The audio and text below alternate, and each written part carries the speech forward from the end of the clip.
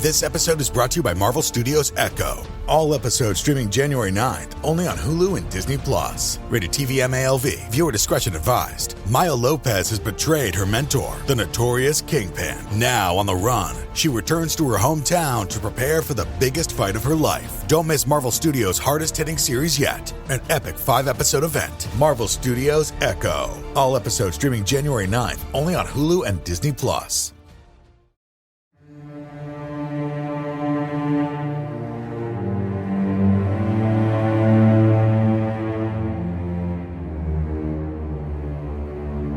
Hello, and welcome to Scare You to Sleep. I'm your host, Shelby Scott, and I'm here to read you a bedtime story. This week's story gets a little gross. If you make it to the end, you get to loudly exclaim, "I did it!" Before we get to that, though, I've talked about my friend Nina's show, the Twisted Mirror podcast, before. Nina is the author of Good Hair and The Smile, two audience favorites here on Scare You to Sleep. Well, she has been so kind to adapt my story, Nuclear Flight.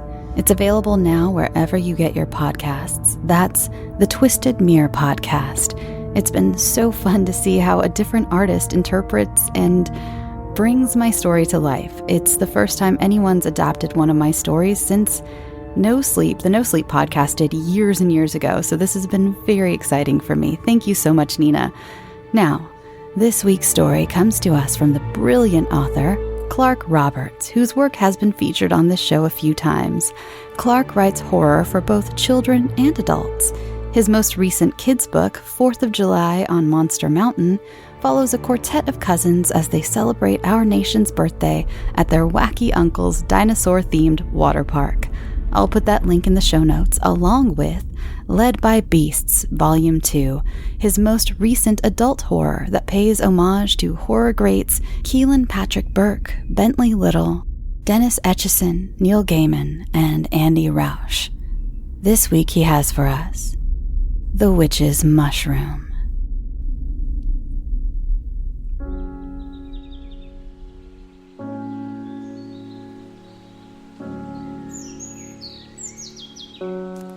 Doc, look at this.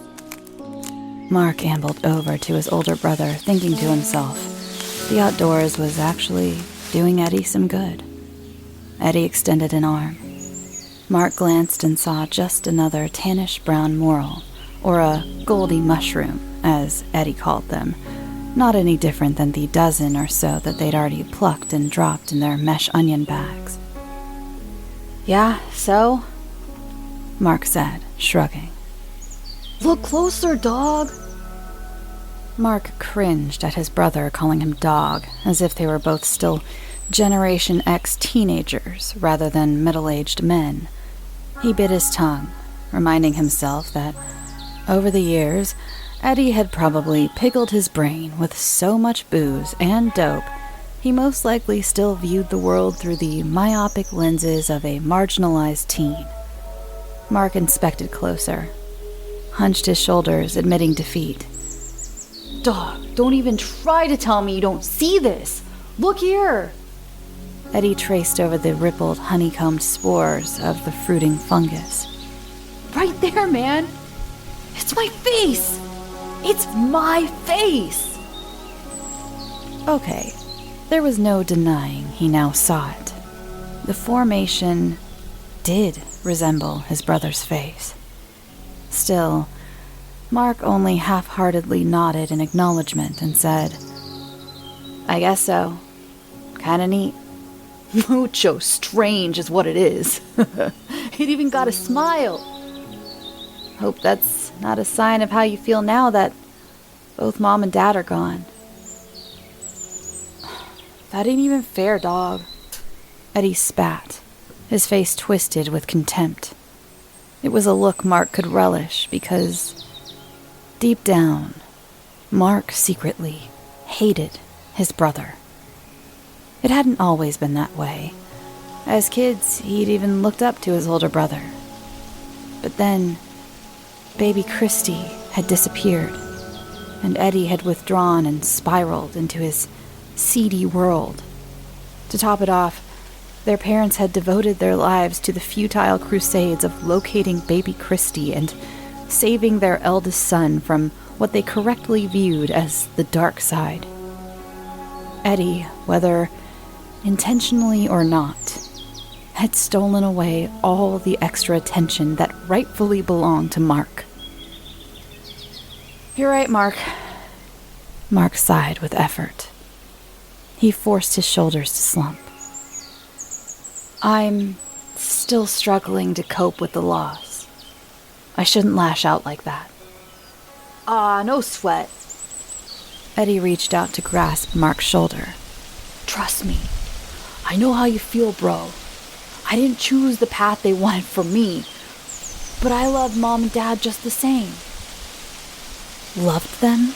Mark thought. More like leeched off them, siphoning their bank accounts as if they were filled with organic nutrients. He glanced down at his brother's unusual find. It's a unique find. I'm gonna go to the other side to see if I can find any of the black mushrooms like I used to." "Sounds sweet.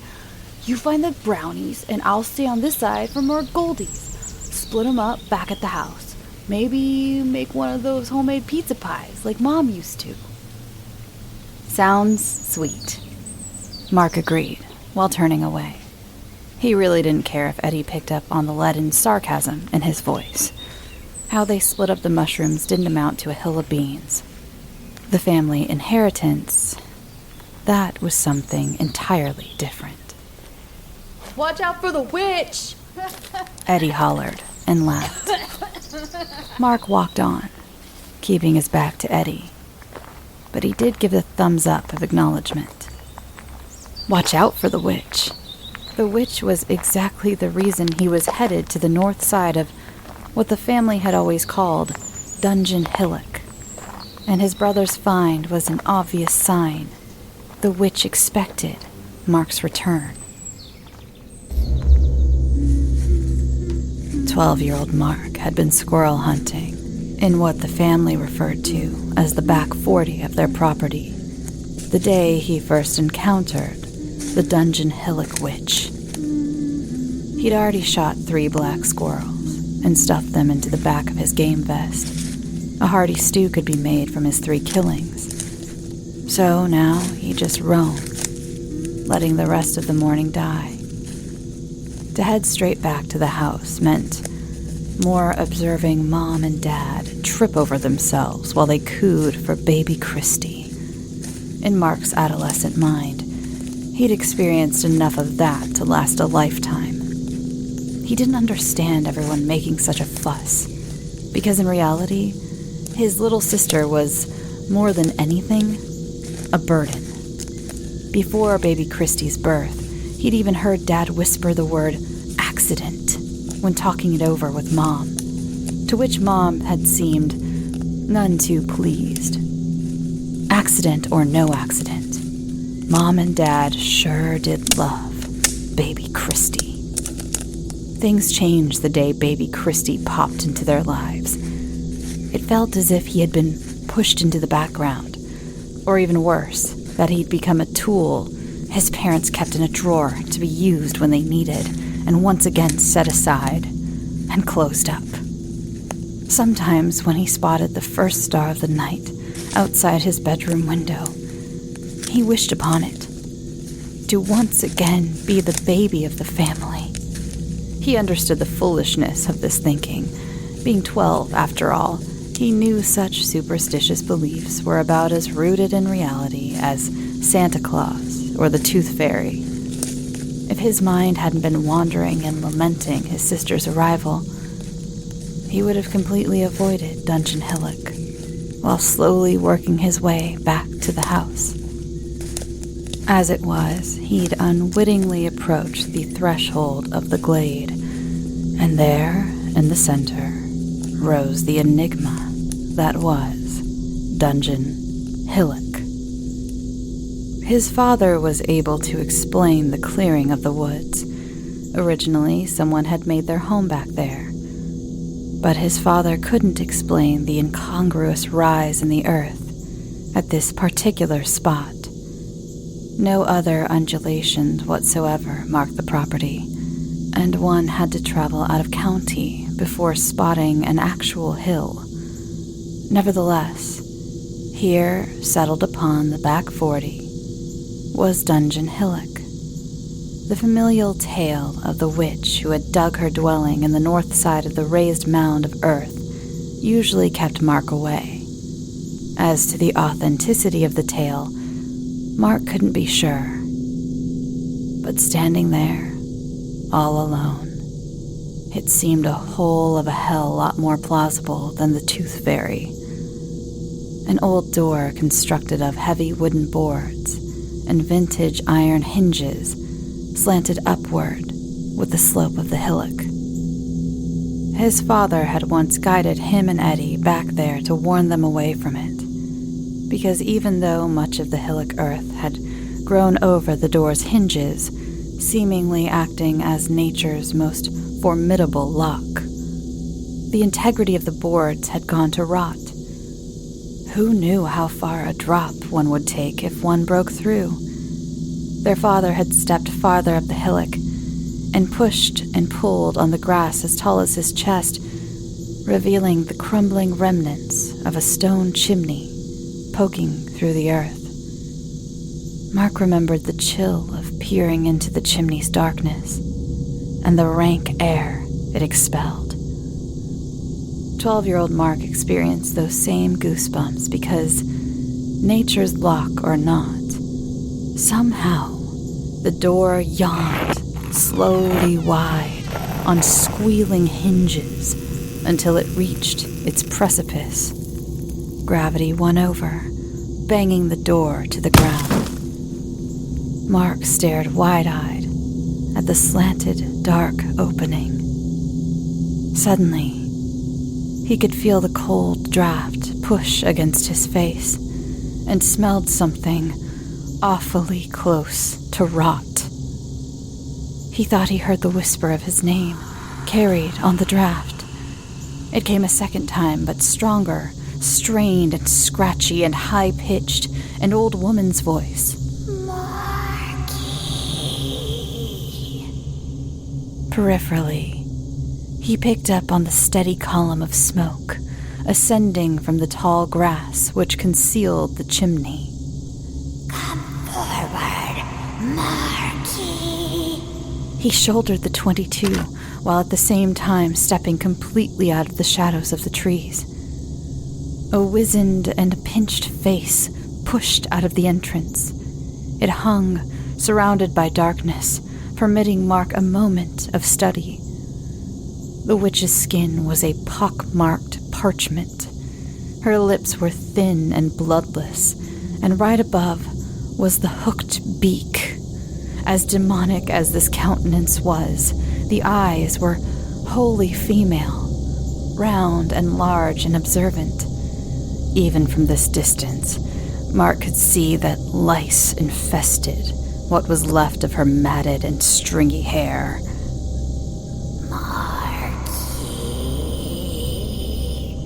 Put the weapon down. You and I can be friends. What the hell are you? Mark said. The scope of the rifle shook, making it nearly impossible to keep the crosshairs on the ghastly face. Put it down! This time, the witch shrieked. Automatically, Mark threw the gun to the ground. So much better. An arm, cloaked in a black and ragged sleeve, unfolded. A hand with skeletal fingers beckoned him forward before it snaked back into the Acherontic lair. She cackled, the sound every child's nightmare given audible substance. Come into my lair. Let's discuss how we can assist one another.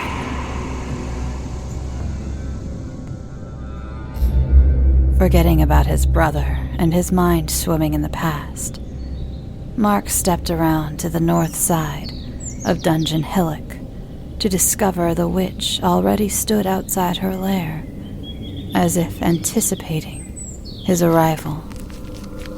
Marky, the witch said, drawing out his name as he remembered from so long ago. 25 years. And you've returned. No longer a boy. 25 years. I've slept, and now I've wakened with the hunger fully formed. Rested or not, the span of time had not been kind to the crone. On sleepless nights when he thought of her, he remembered a wizened woman. But what stood before him now was nearly ancient. She'd lost all of her hair, revealing a scabbed scalp that bulged into a fist-sized tumor just to the forefront and above an ear. The mottled tumor pulsed, slowly but rhythmically, as if cadenced to a half-dead heart. Wrinkled and drooped flesh had torn and hung slab-like at her cheeks. She still leaned on a cane as before, but the passage of time had grotesquely exaggerated her stoop. She was not just double-backed, but triple-backed, as if whatever structural affliction she suffered still grew into a twisting entity. What might this old crone look like in 1,000 years? The thought of it was horrifyingly and dizzyingly stupefying, but also possible. As long as she continued to wake and feed every quarter turn of century, her existence was infinite. At least, she'd long ago told him. Don't look at me like that, she hissed. Sorry, he muttered, dropping his eyes to the ground. One of the dark morel mushrooms that grew on the side of the hillock poked through the leaves, just at the tip of his boot. He'd almost crushed it with his shoe. Pick it. The witch ordered him. We'll need it for our plan. Plan? We'll need to be more imaginative than the first time. The first time. Dear God in heaven. When the witch had spun out her lore, how she periodically required whatever nutrients a human soul supplied, and didn't Marky's family have a burden? A sister he so desperately wanted to disappear? The witch had instructed him that very night. Sneak down to unlock the back door just after midnight. He'd then slunk back into his room and pulled the bed covers snug to his trembling chin. Through his open doorway, he'd observed a crippled shadow shuffling past to the next room, where baby Christy slept in her crib. Only moments later, the shadow had hurriedly hobbled back in the other direction. This time, a bundled shape hugged tight to one shoulder. 12-year-old Mark had heard baby Christy giggling. He'd also thought he'd heard the sound of lips smacking with hunger. All those years ago. And only now was he feeling some remorse. Mark knelt down to the mushroom. His heart fluttered because the spores of this one also shaped a face. His face. Pick the mushroom, the witch once again commanded. Think of the inheritance. The money you won't have to split. It'll take your brother less than 2 years to waste through his share. $500,000. Or half that. He reached down to pluck the dark mushroom from the cool soil. He followed the crone, crawling his way down into her lair, just like he had 25 years prior. He listened to her instructions that he and Eddie would each have to eat their mushrooms. 5 minutes later, he climbed back outside and gently guided the heavy door closed. He quickly gathered up a handful of the dark morels sprouting from the earth, so as not to lead his brother to suspicion. Mark found Eddie dozing in the warm sun on the other side of Dungeon Hillock. He shook Eddie. Find any of those brownies? Eddie mumbled. A few. Mark held up his mesh bag. He'd stuffed the mushroom resembling his face into his shirt's front pocket, like it was a winning lottery ticket he didn't dare show. Come on, brother. I know where Mom kept her recipes. We'll have that pizza yet. Hey there. It's the new year. You've got mood boards and resolutions, and work is back in full swing, and you don't need any extra stress in your life. And Factor's ready-to-eat meal delivery takes the stress out of meal planning and sets you up for success in the new year. Skip the grocery stores, prep work, and cooking fatigue. Instead, get chef-crafted, dietitian-approved meals delivered right to your door, with over 35 meals to choose from per week, including options like keto, calorie smart, vegan plus veggie, and more. Plus over 55 weekly add-ons. You'll have a ton of nutritious and flavorful options to kickstart your resolutions. Forget frantic lunch preps and rush dinners. Factor's 2-minute meals are your secret weapon in the new year. Fuel up fast with restaurant-quality meals, all delivered right to your door. Factor now offers loads of snack options like breakfast, smoothies, juices, snacks, and more to keep me going no matter what's on the schedule. Skip the overpriced takeout trap. Factor is cheaper and way more delicious than takeout. Get chef-crafted, restaurant-quality meals delivered right to your door. They are ready to heat and eat in just 2 minutes, which means more time for you. Need a special occasion meal? Gourmet Plus is the perfect solution if you're looking for fast, upscale options done easily. When things get hectic, Factor is flexible. Change up your order every week with plans from 4 to 18 meals per week. Or pause or reschedule your deliveries anytime. Stress less over meal times in the new year. Factor's no prep, no mess meals free up time otherwise spent on shopping, cooking, and cleanup. No more wasting time in the kitchen. Not only does Factor offer fast, simple solutions when I'm too busy to cook, they also help me stay on top of my goals. With offerings like Protein Plus and Keto, I can stay on track. This is definitely going to come in handy for my New Year's goals. Factor has everything I need for a week of flavorful, nutritious eats. In addition to ready-to-eat meals, they have cold-pressed juices, smoothies, energy bites, extra protein, veggie sides, and more to keep me energized during frantic times. Head to factormeals.com/scareyoutosleep50 and use code scareyoutosleep50 to get 50% off. That's code scareyoutosleep50 at factormeals.com. As many Scary to Sleep fans know, I've been going through a lot of changes in my life. And one thing I've been doing is getting my finances much more organized, and that includes paring down some of the subscriptions I pay for. It feels like everything is a subscription these days, be it for the gym or streaming services or music, the list goes on, and something that has helped me tremendously is Rocket Money. They not only helped me cancel subscriptions that were a pain to try to do myself.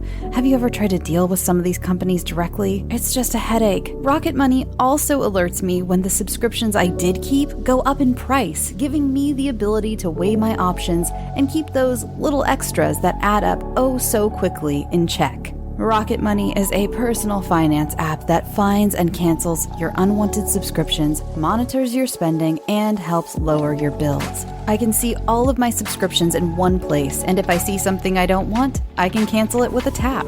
I never have to get on the phone with customer service. Rocket Money has over 5 million users and has helped save its members an average of $720 a year with over 500 million in canceled subscriptions. Stop wasting money on things you don't use. Cancel your unwanted subscriptions by going to rocketmoney.com/scareyoutosleep. That's rocketmoney.com/scareyoutosleep. rocketmoney.com/scareyoutosleep.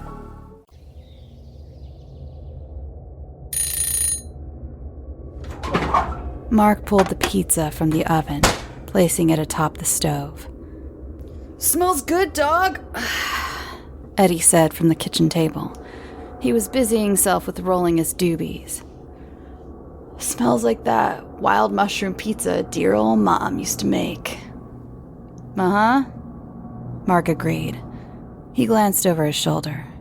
Eddie continued to lick and roll, lick and roll. Mark turned back and intently pushed the cutter through the steaming pizza. He said, Just so you know, this is the last night I'm staying. I'm leaving tomorrow. Really, dog? I thought you took the whole work week off.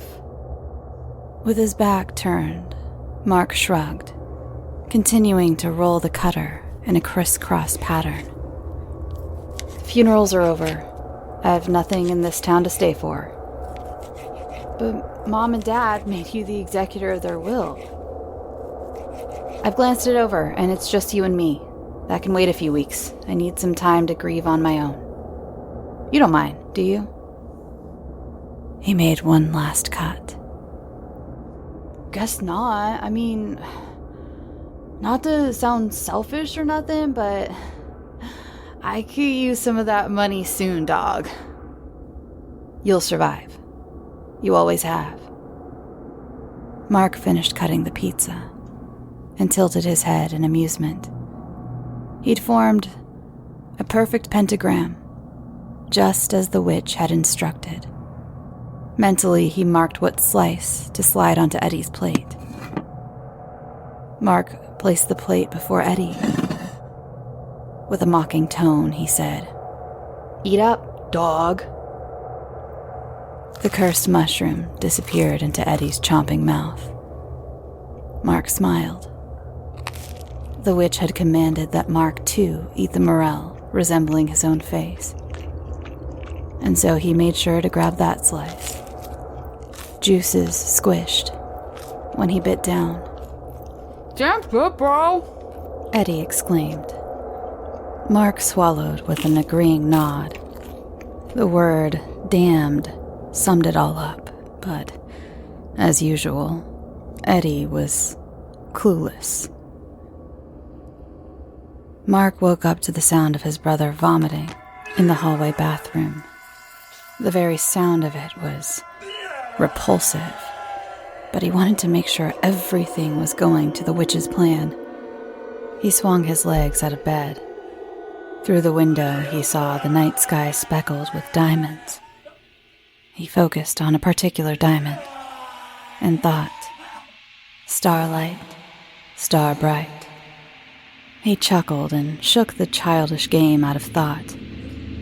Eddie's continuous retching was proof his wishes were already becoming a reality. Mark stood and stepped out into a heavy haze. The entire hallway reeked of weed. How much ganja had his loser brother smoked? Once to the bathroom, he found Eddie stripped to his underwear. Eddie's body sheened with sweat. He'd also caught Eddie in a moment of reprieve. Eddie breathed heavily. His forehead rested on the toilet seat. Having some issues, dog? Mark teased. Maybe you ate a fake morel. They're poisonous, you know. I've heard it happens from time to time. Eddie turned his head. A painful groan escaped his lips. His eyes were bloodshot, but to Mark, it looked as if anything human had been gone from them. With a closer inspection, Mark now thought he saw a layer of slime on Eddie's skin rather than sweat. Eddie's body spasmed. His shoulders jerkily hunched, and he once again retched. Mark went back to his room, calmly dressed, and gathered the SUV's keys. The witch was too weak to make it to the house during the night, so Mark had to drive out to pick her up. He checked in on his brother one last time, and found Eddie completely on the floor and curled in a fetal fashion, his arms clenching his stomach. Mark said, "I'd say I'm sorry the transformation process isn't painless, Eddie. Truly, I would. But who'd I be kidding, dog? I hope it hurts like hell." Mark walked out of the house whistling. He fired up the SUV and drove out to see the Dungeon Hillock Witch.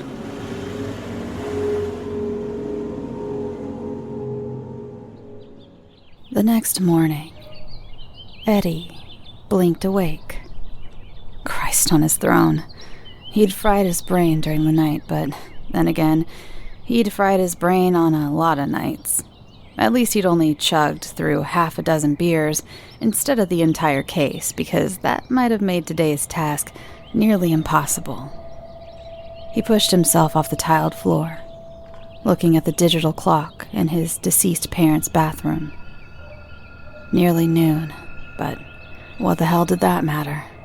He was waking up today a richer man than yesterday.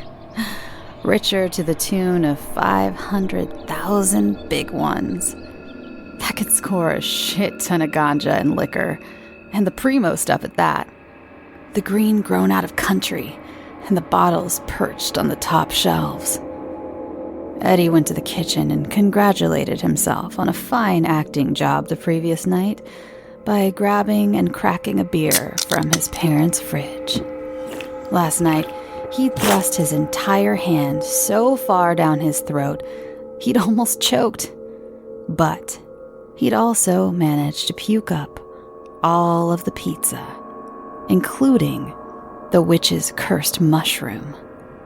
After Mark left in the night, exactly as the witch had foretold, Eddie really burned himself out. Ironically enough, he actually had passed out in the bathroom. He'd almost been feeling bad about the game being played on his brother. That is, until he heard Mark's last words. "I hope it hurts like hell." Eddie slugged the beer. He opened another as a chaser, because damn if it didn't feel just fine to be king. He was still bleary-eyed, but the beers made him feel human enough to get the job done. He dressed in work clothes and went out to the garage to grab his father's axe. Mark's SUV was gone from the drive. Eddie looked at his own small and run-down sedan. He stated, "Fuck it, I'm walking." He did walk. He walked with a spring in his step and lugging the axe all the way out to Dungeon Hillock. On the north side of the hillock, he found Mark's SUV. He also discovered the tallest, as tall as a man, and most damned morel mushroom of all time. Except at the top, the mushroom grew into a human head. Mark's head. The witch had used black stitching to forever close Mark's eyes and mouth. "You know, Mark," Eddie stated, "you're not the only one to ever speak to the Dungeon Hillock Witch." Upon hearing his voice, the head atop the mushroom began to shake and dance wildly like a just-sprung jack-in-the-box. Eddie could tell those were screams trying to escape from behind the stitches. "Fate is a bitch, but more than that, fate is a witch. Eddie chuckled at his lame joke. I mean, what are the odds of Mom and Dad dying in a car crash on the 25th anniversary of baby Christy's disappearance?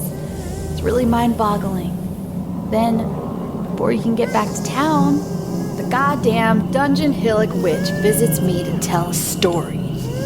A story about you and baby Christy, of all things. The muffled screams ceased, and now the head that was Mark began sobbing.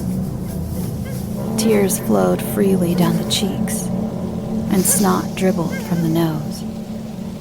Although badly garbled, Eddie thought he understood what Mark was trying to spit out. I'm sorry. I'm sorry. I'm sorry.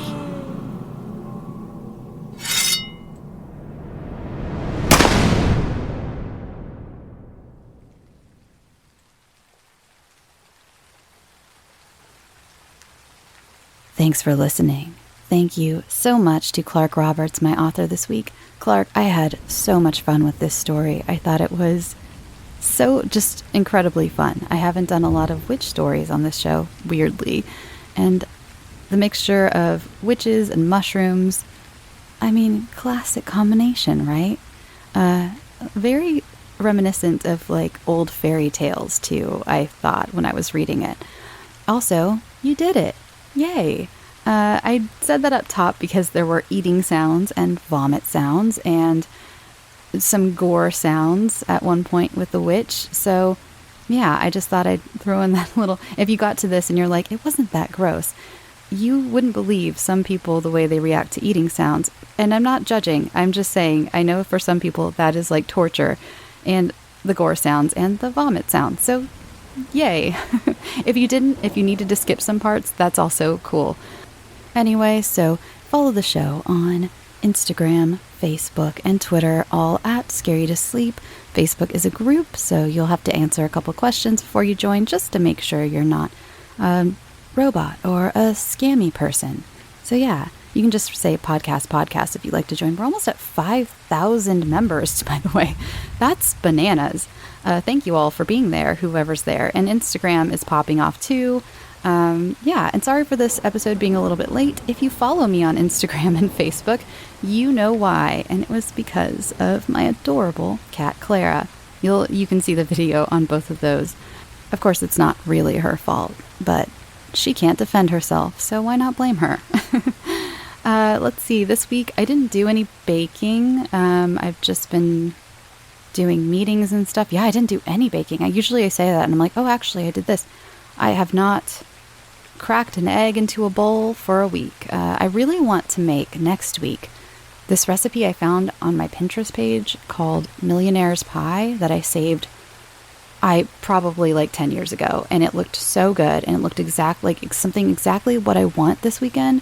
But then I looked up other recipes just to compare, and there's like different variations of millionaire. It's like every part of the country has their version of Millionaire's Pie. The one I want, it's like chocolate and caramel and coconut in a pie crust. It looks fantastic. It looks like something out of that Sarah Michelle Gellar movie from years ago where she plays the chef that makes like caramel things. I can't remember the name of that movie. If you know, you know. Yeah, and thank you again. I've still been having people reach out who are probably a little behind about the rambles. They're here to stay. Here they are. Here I am, rambling at you. And again, on Patreon, there is a patron-only ramble. There are a few of them where sometimes I go to Patreon and I just do a full episode of rambles. And I just tell stories or talk about my life and things like that. Oh, and keep a lookout soon for, if you go to the letter B, disgusting on TikTok. It's hard to find right now because there are no videos. But if you go follow the Bloody Disgusting TikTok page, I'm going to start doing TikToks along with some of my fellow Bloody Disgusting-ites. So look for those. I already filmed my first one last night, and that was another reason this episode is late, because I had a deadline and I had to put on a full face of makeup in the middle of the night and film a TikTok. So go look out for that. And there's also going to be a new podcast coming out soon. I have a few new podcasts coming out soon. 3 to be exact. So when I can announce those, one of them I can announce very soon. The other 2 I'm kind of keeping in my back pocket because I don't know an exact date when they'll be out. The other one I do know the exact date, but I've been told to hold off on telling you guys about it. So sorry about it, but I just listened to the trailer and oh, it's so good. They did such a good job. Okay, I'm gonna go let you go to sleep or go about your day or finish your dishes or finish folding your laundry, whatever you happen to be doing, or finishing your workout at the gym. A few of you listen to me at the gym, which is cool. I listen to podcasts at the gym too. Sometimes it gets me through my workout faster than music. I don't know why. It's just kind of, I guess it's distracting because you're really into the podcast. All right. Well, have a great day. Oh, and please drink your water. Apparently I have been forgetting to say that, and I apologize. I've actually been forgetting to drink water recently, so together, let's all, thank you for reminding me. You're reminding me now. Go drink your water, go get some sleep, and sweet dreams.